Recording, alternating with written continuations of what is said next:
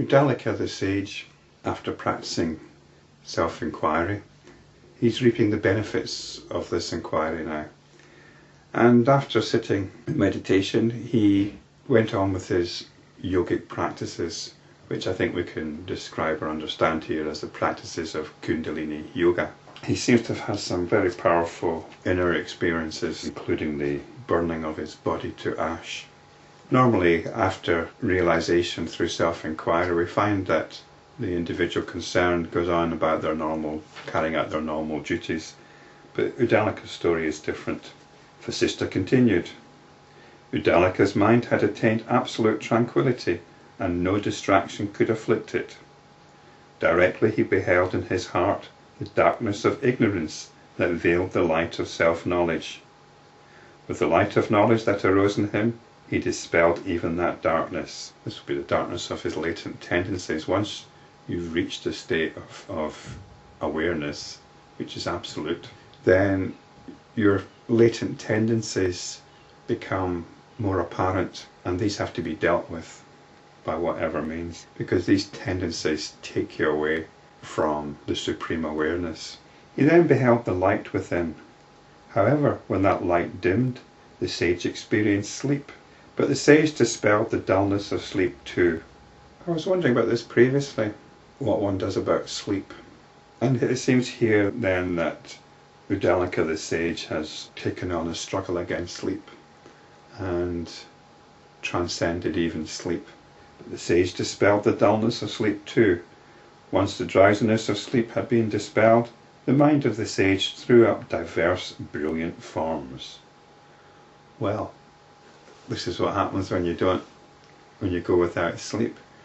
You start hallucinating, or you start dreaming while you're awake, basically. I think this has been fairly well established in sleep deprivation experiments. You start dreaming with your eyes open. The sage cleared his consciousness of these visions. Then he was overcome by a great inertia, like one intoxicated. So there's obviously quite a struggle involved. He's reached self-realization and he's pursuing certain practices still. And they sound rather powerful, giving up sleep.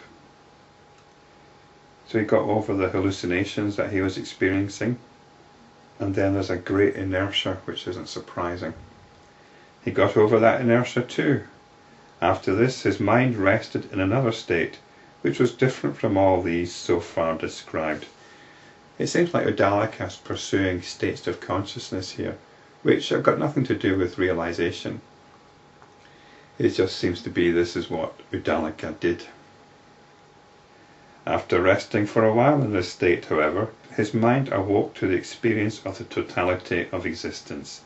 Immediately after this, he experienced pure awareness.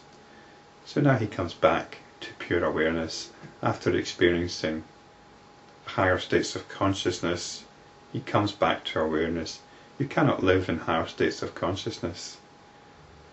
This awareness, which till then had been associated with other factors, had now regained its purity and independence, even as when the muddy water in an earthen pot has completely evaporated, the mud becomes an integral part of the pot, made of the same substance.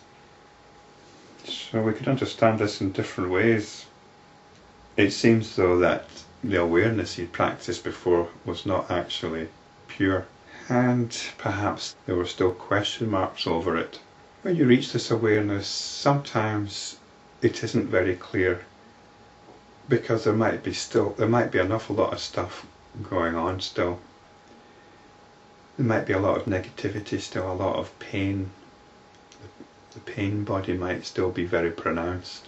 You can work in this. You can work in these factors in various ways. The best way is to keep coming back to this awareness. Well, what Uddalaka seems to have done is explore different states of consciousness. The point here is that once awareness is attained, that's not it. Before chapter 54, chapter 53, it seemed that his realization was complete. But now here in chapter 54, he's consolidating it. In a way, once this supreme awareness has been touched, that is the beginning of the work. That is the beginning of spiritual work, spiritual practice. And you use whatever techniques are appropriate to you to confirm your establishment in awareness. And this is what Uddalaka did. Even as the wave merges in the ocean and becomes one and non-different from it, the consciousness abandoned its objectivity and regained its absolute purity. Objectivity is the belief in external objects. Uddalaka was enlightened. He enjoyed the supreme bliss that gods like Brahma enjoy. His state was beyond description. He was one with the ocean of bliss. Soon Uddalaka beheld great sages in that infinite consciousness. He ignored them. He continued with the experience of supreme bliss. He attained the state of one liberated while living. He beheld the gods and the sages, and he even beheld the members of the Trinity. He went beyond even that state. He was completely transmuted into bliss, and hence he had gone beyond the realm of bliss. He experienced neither bliss nor non-bliss. He became pure consciousness. He who experiences this, even for a moment, is disinterested even in the delights of heaven. This is the supreme state. This is the goal. This is the eternal abode. He who rests in this is not again deluded, and is no longer caught in this subject-object relationship. He is fully awakened, and never again entertains the notion of objectivity or conceptualization. Of course, this is not an attainment.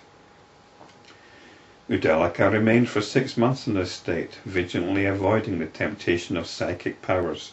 Even sages and gods adored him. He was invited to ascend to heaven. He declined the invitation. Totally freed from all desires, Uddalaka roamed as a sage liberated while living. Often he would spend days and months in meditation in the caves of mountains.